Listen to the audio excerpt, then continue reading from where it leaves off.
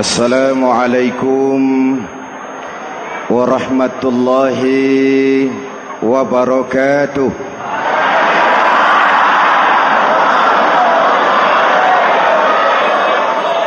Alhamdulillahi rabbil alamin.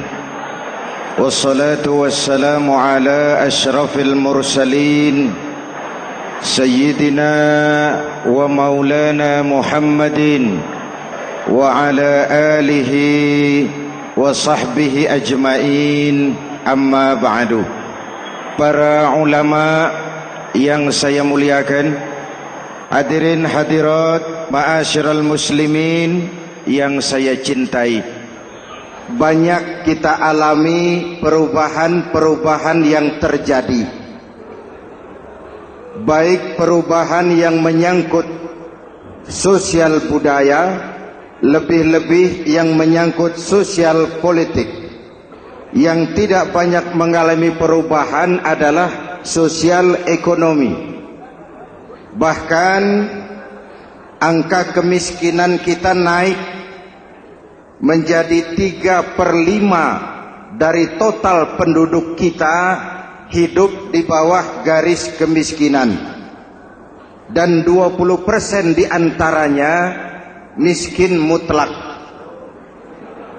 Perubahan-perubahan yang terjadi menyadarkan kita kepada kebenaran Al-Quran ketika Allah menyatakan wa tilkal ayyamu nudawiluha bainan nas. Hari itu kami putar di antara manusia. Ada saat datang, ada waktu pergi. Ada hari lahir, ada saat kembali.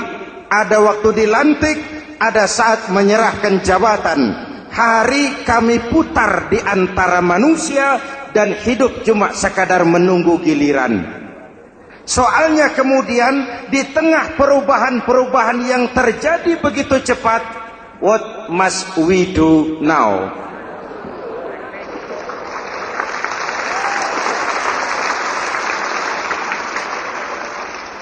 Saya juga nggak ngerti itu. Yang penting kan penampilan. Saudara-saudara kaum muslimin di seluruh tanah air, jadi pemimpin adalah pelayan bagi orang yang dipimpinnya. Okelah, perbaikan ekonomi, pembukaan lapangan kerja baru kita serahkan kepada pemerintah, karena kita percaya mereka orang-orang terpilih belaka yang dipilih dengan kepercayaan akan mampu membawa rakyat keluar dari kesulitan. Amin. Tugas kita sekarang di zaman susah meluruskan akidah. Jangan sampai mbah dukun yang naik ke permukaan. Betul? Islam misinya yang pertama membebaskan manusia dari kemusyrikan. 13 tahun Rasul berjuang di Makkah, menanamkan akidah, meluruskan keyakinan, membentuk iman. 13 tahun membebaskan manusia dari belenggu kemusyrikan. 13 tahun menanamkan la ilaha illallah Muhammadur Rasul dengan seluruh konsekuensinya. Kalau saya yakin tidak ada Tuhan selain Allah, saya tidak akan minta tolong kecuali hanya kepada Allah. Saya tidak akan pernah takut kecuali hanya kepada Allah. Saya tidak akan menggantungkan hidup kecuali hanya kepada Allah. Saya tidak akan minta rizki kecuali hanya kepada Allah. Saya tidak akan melarikan persoalan kecuali hanya kepada Allah. Kalau konsekuen dengan keyakinan ini, mbah dukun nggak dapat tempat.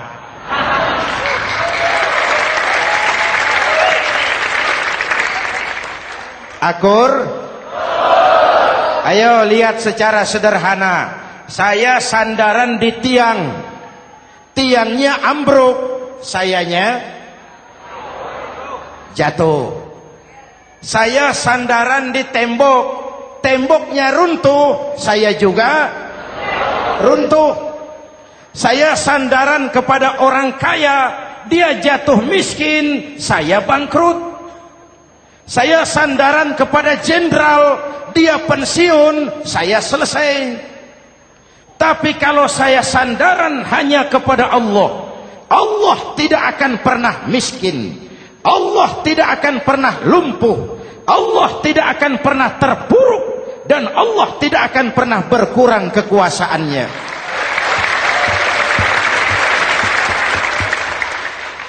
Maka umat Islam, sesulit apapun zaman yang kita hadapi, Allah juga tempat kita bersandar. Jelas? Selama ini kita iman dalam ucapan, tapi sekuler dalam perbuatan. Di masjid ada Allah, di kantor Allah tidak ada, maka korupsi merajalela.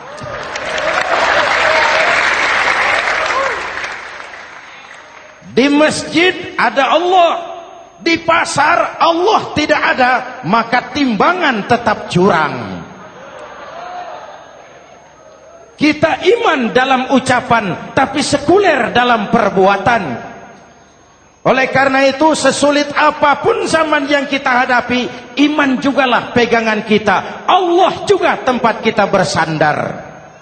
Boleh zaman berubah, akidah jangan sampai goyah. Karena iman kita hidup, untuk iman kita berjuang, dan dalam iman kita ingin kembali menghadap Allah Subhanahu. Selama ini manusia Indonesia kita lebih banyak diisi otaknya, hati sering kosong, agama dangkal, akidah rapuh, moral rendah. Memang kemudian muncul banyak orang-orang pintar, cuma sayang tidak benar. Indonesia kita bangkrut, Indonesia kita terpuruk, Indonesia kita sakit parah kalau diurus orang yang cuma pintar tapi tidak benar. Kita perlu orang-orang pintar, tapi kita lebih perlu orang benar. Jelas? Kalau cuma pintar tapi tidak benar, itu yang sering saya sampaikan, nanti disuruh ngurus beras malah nimbun beras.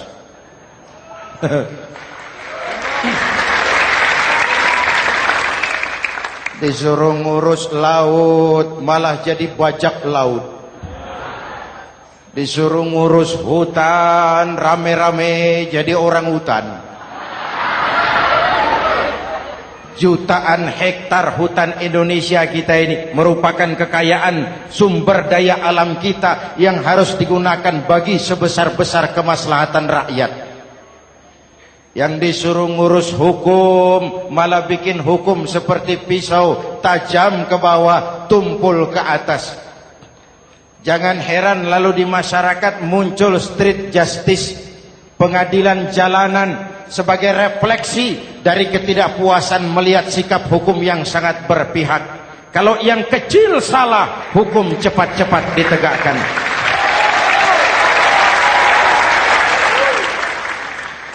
Lihat saja sekarang ini kalau orang terkenal banyak uang punya masalah, antri yang bela. Betul? Tapi saudara lihat si Marsinah di Jawa Timur, si Sengkon dan Karta di Jawa Barat, si Udin Bernas wartawan Jogja terseok-seok mencari keadilan, sampai hari ini urusannya masih remeng-remeng. Kenapa bisa begitu? Jawabannya sederhana, tidak ada fulus. Ada fulus mulus, tidak ada fulus manfus. Betul? Jangan sampai para penegak hukum kita terjebak pada lagu baru, maju tak gentar membela yang bayar. Biar bertentangan dengan nurani, biar bertentangan dengan public opini, biar bertentangan dengan rasa keadilan. Siapa yang bayar, itulah majikan. Mau benar atau salah, belain terus. Kalau seperti inilah hukum kita, mafioso keadilan akan tetap gentayangan. Hadirin yang saya hormati, 13 tahun beliau berjuang di Mekah, meluruskan keyakinan, memantapkan akidah, meneguhkan iman. Dari situ segalanya dimulai, dan ke situ segalanya akan menuju. Intan paling mahal, mutiara paling berharga, tidak lain adalah nilai-nilai keimanan. Kalau itu sudah tergadai, apalagi yang bisa kita banggakan dalam kehidupan ini? Kita merasa harta kita berharga, belum ada artinya ketimbang iman. Kedudukan kita punya nilai pun belum ada artinya ketimbang dengan nilai-nilai keimanan. Itu intan paling mahal, itu mutiara paling berharga. Harta baru ada manfaatnya kalau dilandasi dengan iman. Jabatan dan kedudukan baru terasa gunanya kalau dilandasi dengan keimanan. Kalau jabatan lepas dari iman, yang akan lahir Fir'aun baru. Jelas? Kalau harta terlepas dari iman, yang akan muncul adalah konglomerat Korun. Kalau ilmu pengetahuan terlepas dari nilai dasar keimanan, maka yang akan muncul adalah ilmuwan pelacur yang menyalahkan yang benar, membenarkan yang salah untuk kepentingan pribadi. Dan kondisi seperti itu tidak akan membuat kita makin sehat. Oleh karena itu, pada kesempatan ini, pesan pertama saya, menghadapi zaman susah, tetap jaga akidah, tetap pelihara keyakinan. Kesulitan bukan untuk ditakuti, untuk diatasi. Hidup adalah kerja keras, bukan keajaiban. Perubahan tidak akan datang hanya dengan simsalabim abragadabra. Perubahan tidak akan muncul hanya dengan berandai-andai. Perubahan tidak akan turun dari langit seperti turunnya embun di waktu malam. Perubahan adalah kerja keras, sehingga Al-Quran membimbing kita, innallaha la yughayyiru ma biqaumin hatta yughayyiru ma bi anfusihim. Allah tidak akan mengubah keadaan suatu bangsa kalau mereka tidak mau mengubah apa yang ada di dalam diri mereka. Yang ada di dalam diri itu rule of thinking, state of mind, cara kita berpikir, cara kita memandang kehidupan, cara kita mengatasi persoalan. Hadirin yang saya hormati, inilah iman. Berangkat dari ini kita menyadari, ini ujian buat kita rakyat. Dan kita rakyat Indonesia ini kalau sama susah sih sudah kenyang. Ya Pak? Ya Pak? Kita ini sebagai bangsa mengalami apa yang disebut oleh Bung Karno up and down. Naik, turun, timbul, tenggelam, pasang, surut. 350 tahun dijajah oleh Belanda, kita susah. Berangkat Belanda masuk Jepang, susah lagi. Pergi Jepang, datang nikah, susah lagi. Lalu kita merdeka, dirongrong oleh berbagai pemberontakan, susah lagi. Makan bulgur, antri minyak. Lalu PKI berontak, susah lagi. Muncul orde baru, lama-lama susah lagi. Orde baru selesai, naik reformasi, mulai repot nasi, susah lagi.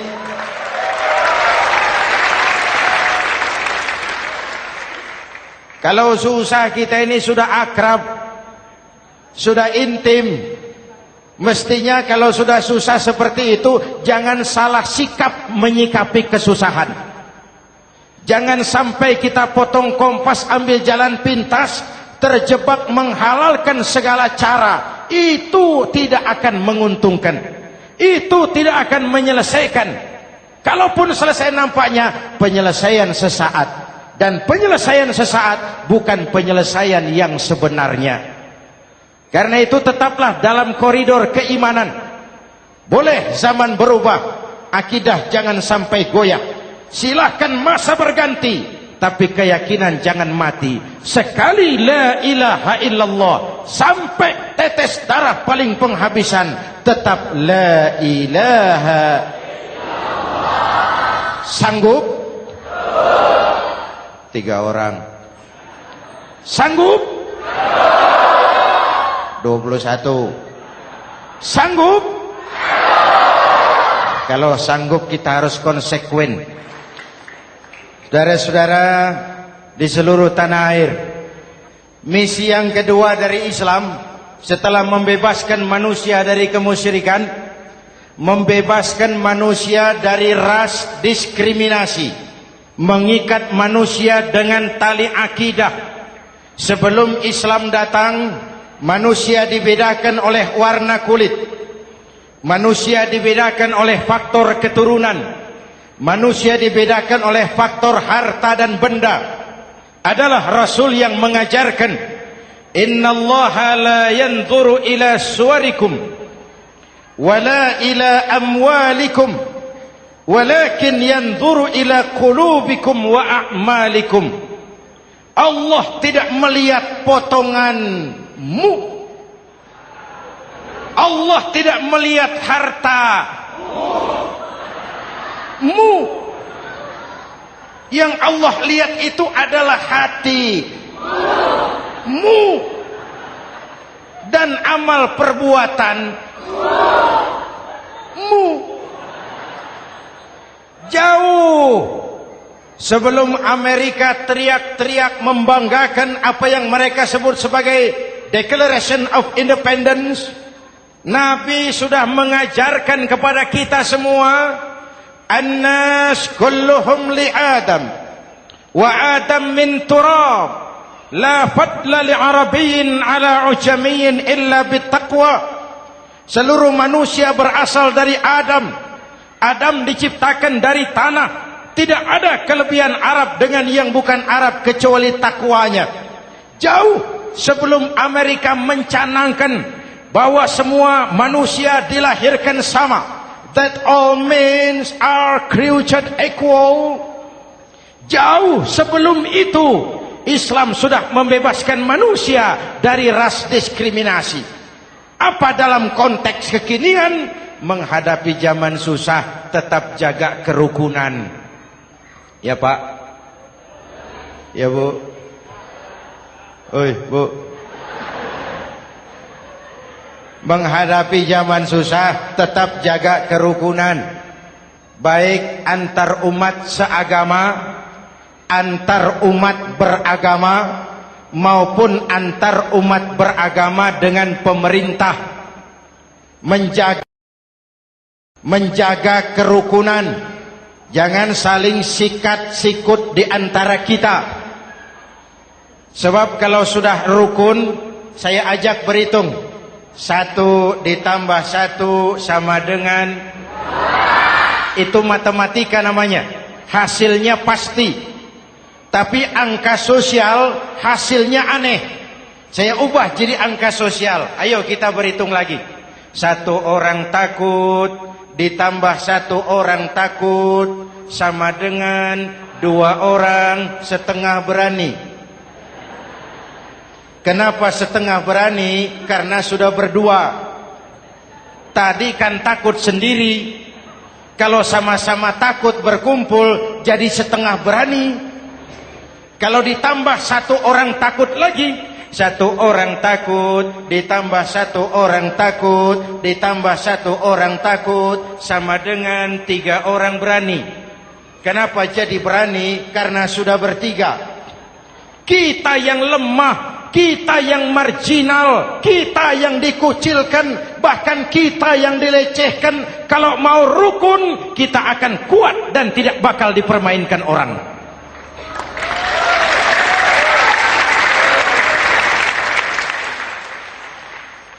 Tapi kalau rukunnya yang satu mau menikam yang lain, saya ajak berhitung lagi. Yuk berhitung yuk. 1 ekor ayam ditambah 1 ekor musang sama dengan 1 ekor musang. Kemana ayamnya? Dimakan musang. Betul nggak nih hitungan? Ayo kita hitung lagi. 1 ekor ayam ditambah 1 ekor musang sama dengan 1 ekor musang. Kemana ayamnya? Dimakan musang. Jadi kalau kita suka kumpul dengan orang yang mau makan kita, selesailah kita.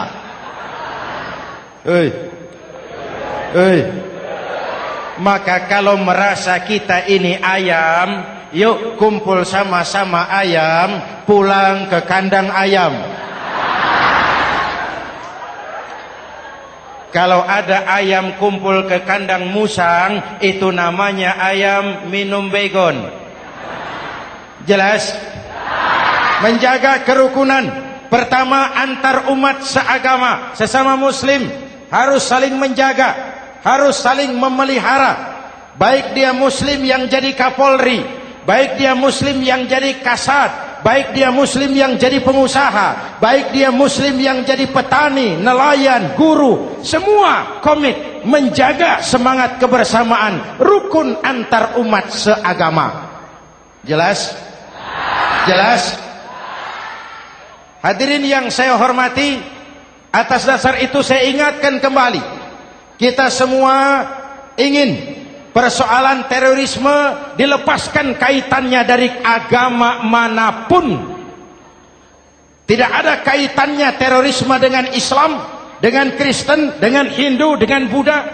Tidak ada kaitannya terorisme dengan pondok pesantren.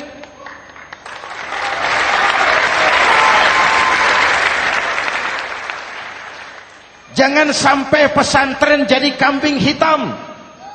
Karena sejak zaman penjajahan, pesantren sudah terbukti memberikan kontribusi bagi perjuangan memerdekakan rakyat Indonesia.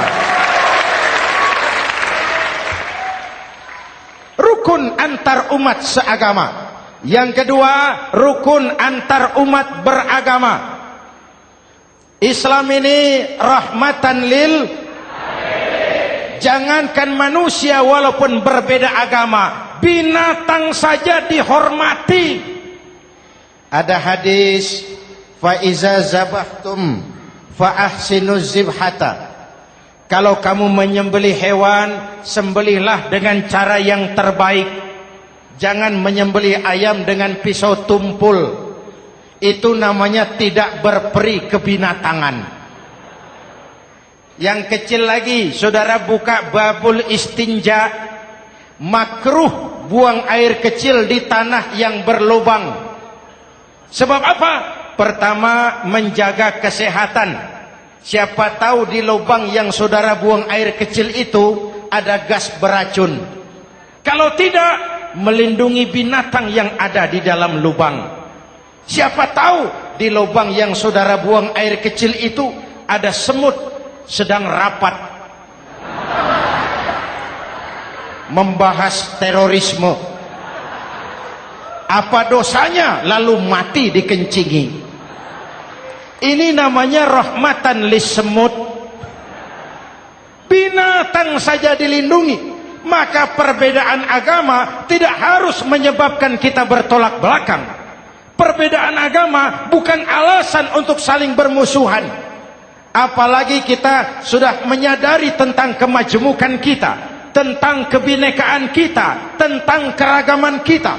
Rukun antar umat beragama, saling menghormati, saling menghargai, tapi tetap dalam batas lakum dinukum. Lalu rukun antar umat beragama dengan pemerintah.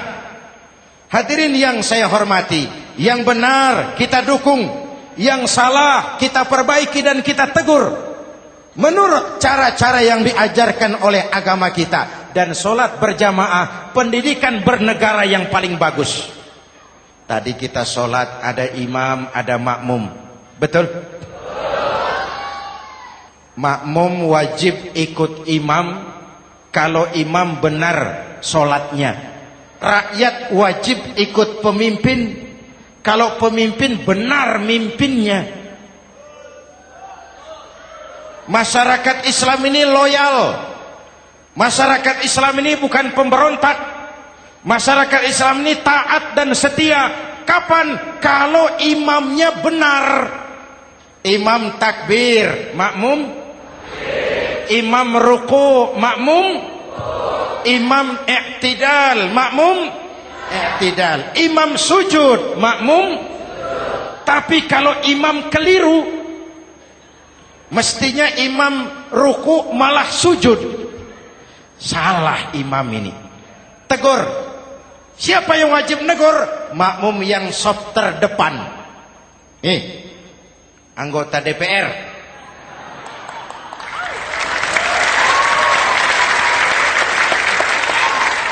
Ini wakil-wakil makmum ini. Saf di depan ini. Kalau imam keliru mereka paling tahu. Ngomong. Tegur. Bagaimana negurnya? Ada aturan main. Mestinya ruku, imam sujud. Salah ini imam. Subhanallah. Kan begitu negurnya. Betul? Tidak boleh juga imam keliru, makmum emosi. Main pegang. Weh, makmum salah. Hoi, hoi. Kacau solat. Betul? Anggota dewan ini, saf di depan. Itu kalau imam keliru. Satu saat imam buang angin. Namanya manusia bisa buang angin toh. Apa makmum lalu berkata, demi kesetiaan saya kepada imam, imam buang angin, saya lebih keras lagi. Itu namanya fanatisme buta. Loyalitas yang goblok. Imam buang angin, minggir. Iyyaka na'budu wa iyyaka nasta'in. Sampai situ imam buang angin, minggir imam. Lalu saf yang di depan maju. Tidak usah bikin solat baru, teruskan pekerjaan imam. Ihdinas siratal mustaqim. Teruskan. Kenapa? Kalau bikin solat baru lagi, nanti buang angin lagi. Bikin lagi solat. Kapan selesainya solat? Kapan selesainya membangun negara ini? Yang penting imam tahu diri, buang angin, minggir.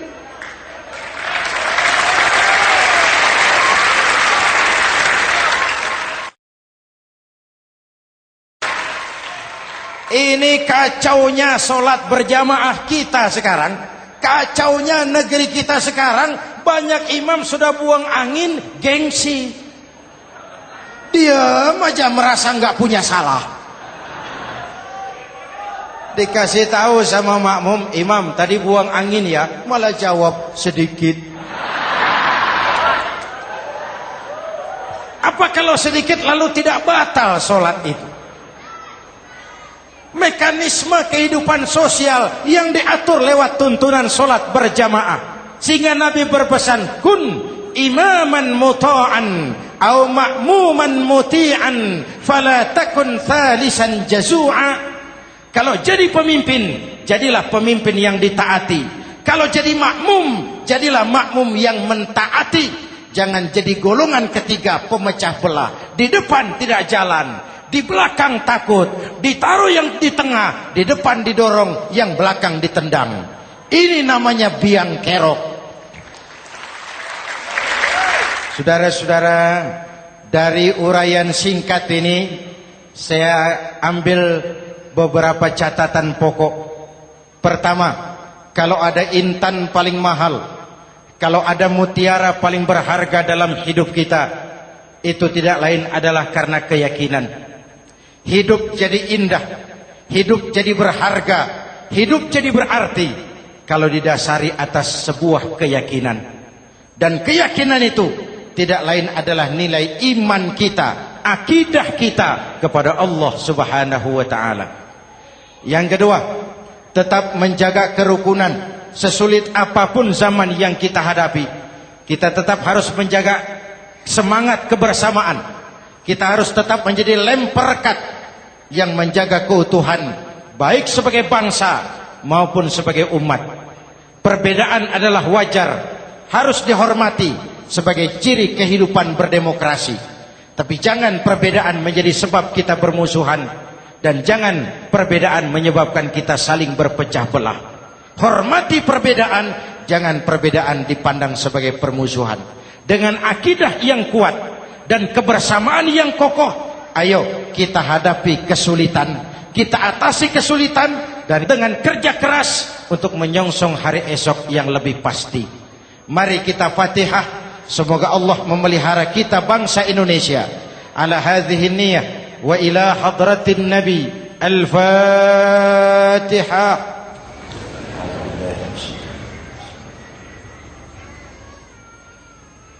Iyyaka na'budu wa iyyaka nasta'in. Ihdinas siratal mustaqim. Siratal ladzina an'amta 'alaihim.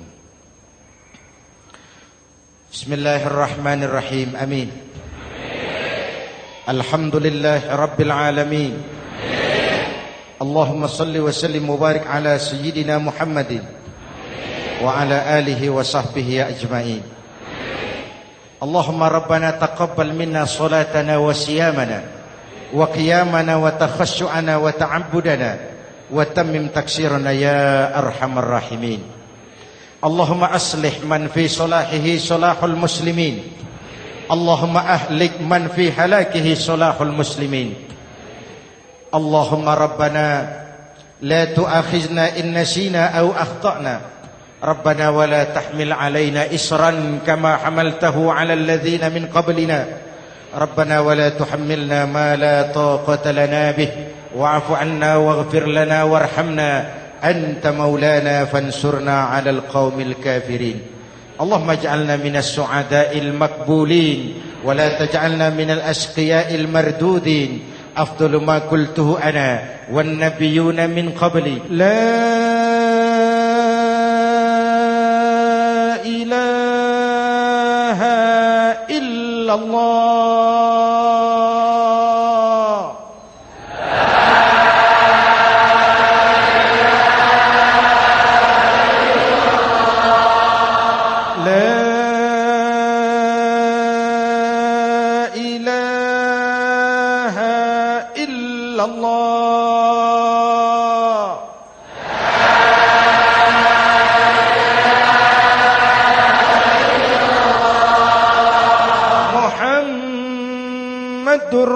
Rasulullah.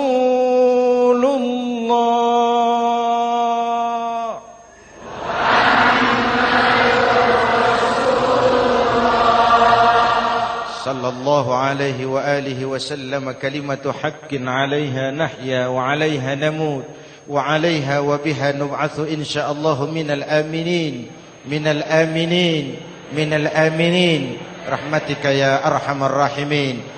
Sallallahu ala Sayyidina Muhammad wa ala alihi wa sahbihi ajma'in. Ana rabbika rabbil izzati amma yasifun. Salamun alal mursalin. Walhamdulillah rabbil alamin. Jumpa lagi di lain kesempatan insyaallah. Wassalamualaikum warahmatullahi wabarakatuh.